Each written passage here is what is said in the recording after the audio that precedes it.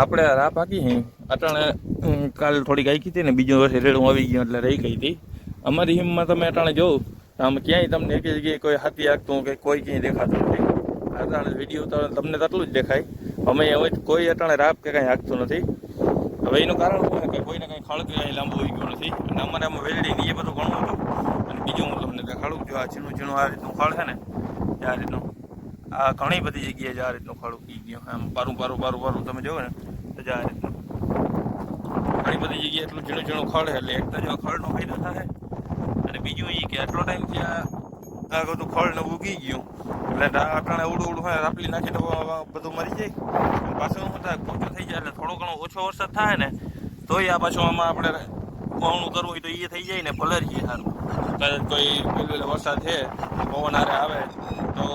ધમલાઈ જાય એટલે શું થાય કે પલરે ઓછું ને પાણી વેલેરું નીકળી જાય એમની બહાર અને જો આ બધી જગ્યાએ ખડ ઉગી ગયું આ ઝીણું આમાં મલક છે અને આ ભેજ જો મેં તમને નાની મોટી નથી દેખાડ્યો વિડીયો મેં ઉતાર્યો હવે મૂકાણો નથી ને આમાં તંતનાંગર જેવો તો ભેજ દેખાય આ તો ઠીક રાપાકાલ છે એટલે આમાં ભેળસેળ થયું હોય આમાં તમે જોવો ને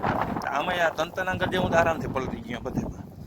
એનું કારણ શું હોય કે આપણે 10-15 દી મોર છેલ્લે એક રાપ આવી ગઈ ત્યારે આમાં એટલું પલટી ગયું આની મોર જે રાપ આવી ગઈ એના કારણે પડું આખું પહોંચ્યું હતું અમારે આવ્યા તો ખાલી રેડે જ છે આ બાજુ પણ તોય આટલું પલટી ગયું એટલે આ બધું ખળ ને આમાં ઉગી ગયું અને રાપ વાગી એટલે બધું આ મરી ગયું એક તો નામી નેતનો ફાયદો થઈ ગયો અને આ રાપ પાકવાનો ફાયદો થઈ ગયો 15 દી મોર રાપ આવી ગઈ એકવાર ડીઝલ જોઈ બધેમાં ઘરનું ટ્રેક્ટર એટલે કાંઈ બીજી ઉપાધિ હોય નહીં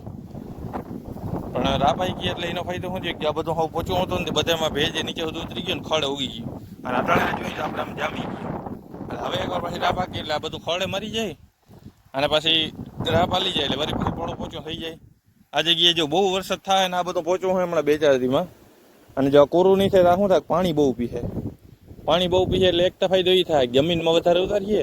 અને નુકસાન એ થાય વાવેતર એક કદાચ ટકે મોડું થાય તડકો કે ના નીકળે ઝીણે છાંટાને આવતા હોય ને તો આ એલું વધારે રહે પાણી પી ગયેલા હોય ને એટલે બાકી જો આ બધા પાડા તમે જોવો તો આમાં ક્યાંય ખળ નથી હોય કેમ કે આ બધાને રાપાકાલ છે વહેલી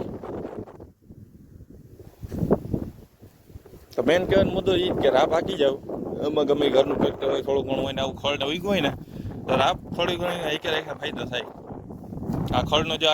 કાંઈ નહીં તો થોડો ઘણો અડધા નેજનો તો ફેર પડી ગયો ને કાંઈક ઉગ્યું હોય આ બધામાં જેટલી જગ્યાએ રાપાલા છે એ બધેમાં ખળ હે મેં બીજા ખેતરમાં જોયું એમાં બધેમાં છે જ્યાં અહીંયા તમને જો આ કેરો દેખાડું જ્યાં અહીંયા એટલામાં તો વધારે છે આ 2-3 છોટા અહીંયા છે પરો જે ઝીણે અહીંયા આ બધી જગ્યાએ ઠીક કેમેરામાં એટલું બધું નહીં દેખાય આમ ઘણું બધું છે